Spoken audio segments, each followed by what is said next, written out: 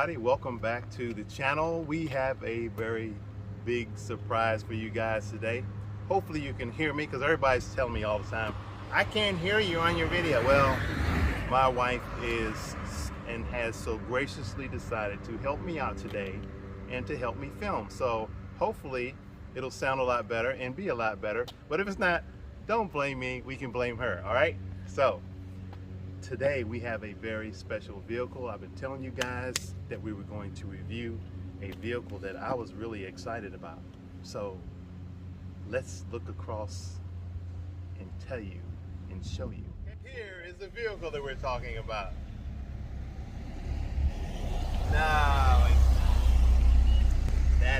No, that's not the vehicle, but this is the vehicle. So come on, let's go over here and see what we're talking about.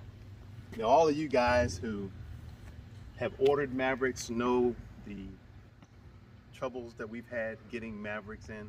Well, it's not just the Mavericks that are having problems. So my good friend, my neighbor, has also ordered a vehicle, a very special vehicle, and he's gonna allow us to look at it today. So let's go across and look at this new Explorer Timberline. Okay, this is my neighbor. I'm not going to tell you his name. We'll just call him Neighbor. But he has been a great friend of mine, and he has a very special vehicle, and we decided to do a review today. So, tell us a little bit about what we have here, Neighbor. Well, Neighbor, thanks for having me. This is a 2022 Ford Timberline, Explorer Timberline Edition. I think they came out with it for the first time last year, and this is the second iteration of the Timberline. We've been looking for a new Explorer now for going on about 6, 7, 8 years. As you can see, as the Neighbor has shown, we've had a 99 in our family now. As the original owner, I acquired that with 19 miles, and we now have over 300,000 on it. So it was time to upgrade for something for using for road trips and some of our backcountry adventures. So we got the Timberline. The nice parts of this truck is, for an Explorer, it is now roughly an inch higher, so we've got over 8.5 inches of clearance on it. We've got the 18-inch wheels with the stockier tires on them. As you can tell, we stayed with the green, which was one of about 5 or 6 color options. It is a 4-wheel drive, which is something that we absolutely had to have. And as many of you that are out there shopping for SUVs probably know, they're becoming more and more all-wheel drive and less 4-wheel drive. The Timberline Edition does provide the opportunity for full-time 4-wheel drive in a Ford Explorer, where a lot of the other ones are more of the all-wheel drive. Like the older Explorers, this does do the what they call, I think they call it an intelligent 4-wheel drive, where it will do 2-wheel drive most of the time and go into 4 when you need it, kind of like an all-wheel drive system. But if you do the trail mode and some of the winter weather modes, it will go into 4-wheel drive, and so it's got the locking differential in the back as well. So yeah, it's got the 3rd row seat, which is something else we were looking for. Well, I will tell you, compared to my neighbor, you can tell I'm not a large guy at about 5'8", but there is adequate leg room back there for an adult my size to sit back there for an hour or so. I would not want to do a cross-country trip in it or go down to Florida or something like that in the back of the seat, but for going around town, that would work pretty well. Okay, yes, my neighbor has had some of the same experiences as we had with our Mavericks, as far as ordering what you get, what is offered, and what you don't get. So I'm going to let him tell you a little bit about that as well. So I was lucky enough when we ordered this back in January, there were not many options that were unavailable for the Timberline. And the Timberline comes with a lot of stuff that's considered standard. The only option we really got on it was I'm going to call it the cargo management system in the back, which included a tray and a mat. But when we did get delivery about a month ago, after getting it home, I did realize there were 3 components that were non-functioning due to lack of parts that we were not told about. So as you're ordering cars, not just from Ford, be aware that things are not showing up. So it does come with heated seats in the back, and that was a concern with us getting a bench seat versus buckets. The wiring's all there.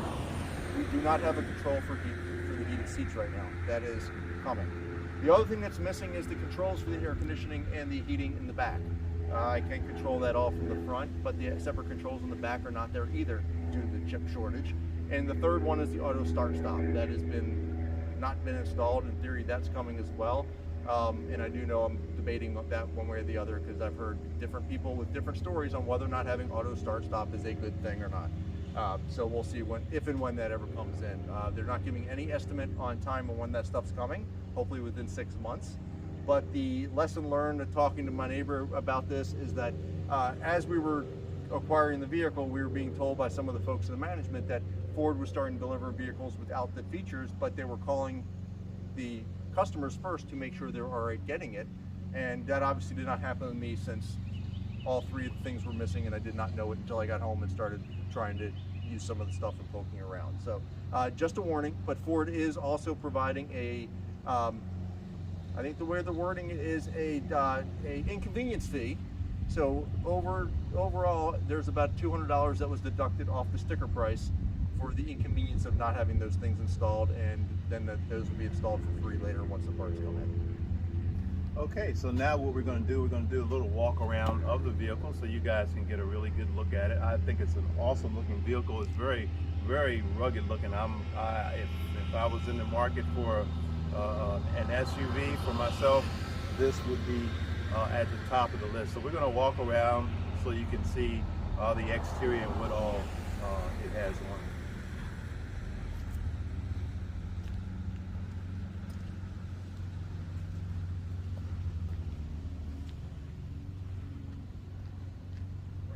Okay, it does have the aggressive Bridgestone tires on it, and yeah, these are 265/18 mud and snow. So yeah, you can get off-road and really do some off-road driving with that. And certainly, I know my neighbor, and he doesn't just buy this vehicle because it looks cool. He has camping equipment. He goes skiing. He goes kayaking. He does it all. So Timberline is absolutely necessary for him. And for this Explorer 2, it also comes with an upgraded shocks and suspension. I think it's the same one they use on their Police Interceptor, so it gives a little bit firmer ride on the pavement, but when you're hitting some of the ruts and such, it definitely takes a little bit of the bounce out of the ride and makes it a lot more smooth. With the suspension and the chunkier tires, it does give you that extra lift over top, so you get about an extra inch or so of clearance over a standard Explorer. The other thing it does come with standard is you can see the tow hooks. There's been debate in the family whether or not that fits the orange or the red color. I prefer to say it's orange. It's a more favorite color of mine. But you can also see on the bottom, the silver part is actually the skid plate. It is got skid plates from front to rear, which actually helps with some of the approach angle, which is a steeper approach angle than a standard Explorer as well. And it also comes standard with the fog lights, which other Explorers do not come. The one feature I am debating on whether or not to get is there is a slot here for trail lights.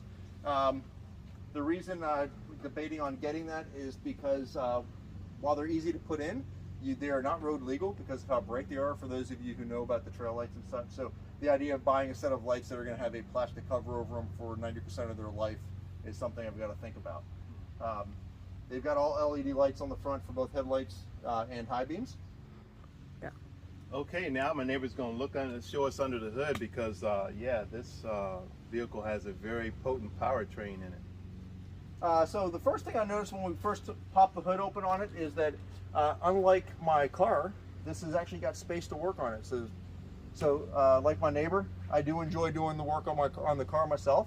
So being able to actually get in here and reach in and actually get the stuff is pretty nice. You can actually, may not be able to see with the camera, but if you look down, you can actually see the skid plate from the top, which in some other vehicles is not possible.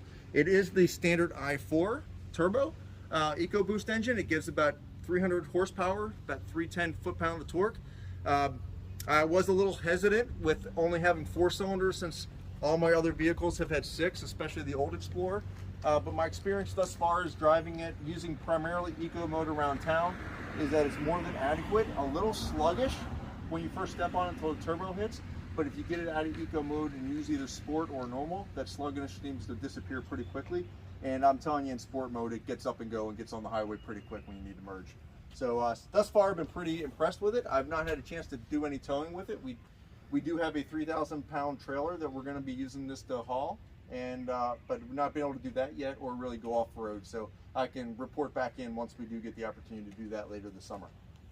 All right, sounds good. I tell you what, these EcoBoost engines are very surprising. A lot of people, when the EcoBoost first came out, thought, oh no, it's a 4-cylinder or it's a 6-cylinder. But let me tell you what, those of us who have EcoBoost engines in our vehicles are never at a loss for power. So now we're going to look inside the Timberline. And we'll take a look on the inside now. I've got the driver's door open. The one option you don't, or I should option choice of the seats is you get the ActiveX seat with the cloth interior. That was something my wife and I were back and forth on. We've got leather seats in our car. She doesn't like them because they're cold in the winter, hot in the summer. And then we've got cloth in the old Explorer, which is much more comfortable with the temperatures, but is hard to keep clean, especially when you got a pooch running around. But so far we've been real impressed with it. My dad's been in the passenger seat multiple times, and I'm afraid he's going to actually take one of the seats home with him because he keeps commenting on how really comfortable they are, which is something I have seen other people comment on a lot online. It's very comfortable to ride. I like the steering wheel, very comfortable. Both, like I said, both the front seats are heated. The steering wheel is also heated. The entire back row is heated. For those who might consider getting the bench seat, they do come wired. Like I said, we don't have the controls. Still getting used to that touchscreen in the middle, since being our newest vehicles in 06, that's something new to us, so still trying to play and learn that with the Android Auto. If you take a look in the back, you can kind of see what it looks like. I currently have the back seats, currently have the back seats down. I'll pop the back too so you can see about how much room you've got. Compared to the old Explorer, there's a lot more space on the inside. The height is the only thing that's a little bit smaller than the old Explorer had, but depth-wise and width-wise is definitely deeper and a little bit wider. Oh yeah, there's plenty of room back there. I could get in there and probably lay down. And to give you guys a point of reference, I was able to easily fit a twin mattress and box spring in the back of my old Explorer, and figure I can easily fit that in this one without a problem. As you can tell, there are no wheel wells in this, where the old one, the rear wheel wells were actually in the storage compartment. Wow, that's wide open. So tell us about the start-stop feature. Do you have the start-stop feature in your vehicle? It is supposed to get it. The electronic package for it has not been put in, so that's one of the things we're waiting to see. I've had some reviews on folks who don't even notice it in their car, and I've had other folks tell me that the first thing they do whenever they get in is disable it every single time. So that's one of those ones I'm debating on whether or not to go back in once that part comes in. But if it makes a difference in fuel economy, that's something definitely make it worth me considering. All right, I'm going to have my neighbor tell us a few more things about the Timberline, and then we're going to wrap it up. Tell us, what color is this? I love this color. It's, you know, it looks like something that's made for the off-road. As I mentioned before, we kept with the green family. This is actually called a forged green metallic. We were a little nervous when we picked it up. It was a nice overcast day, and everybody congratulated us on our new black Explorer that we had bought. But as you can see, even in the shadowing, the color seems to change depending on how much natural light it gets, and it's definitely that greenish color when you see it in the bright light. So we really do like the color, and it does give you that outdoor feel like you're gonna be on the trail. Okay.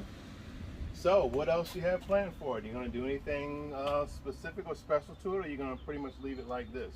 The next big thing for us, besides getting a mat, the third row seat did not come with a floor mat, rubberized floor mat in the back, so we are going to get that. But as you mentioned, we are into boating, kayaking, doing a whole bunch of that sort of stuff. And if you happen to notice, none of these vehicles come with anything but side rails.